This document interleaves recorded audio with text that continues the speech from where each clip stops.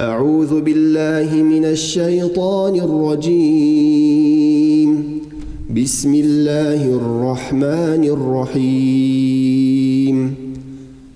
ألهاكم التكاثر حتى زرتم المقابر. كلا سوف تعلمون ثم كلا سوف تعلمون. كلا لو تعلمون علم اليقين لترون الجحيم ثم لترونها عين اليقين ثم لتسألن يومئذ عن النعيم.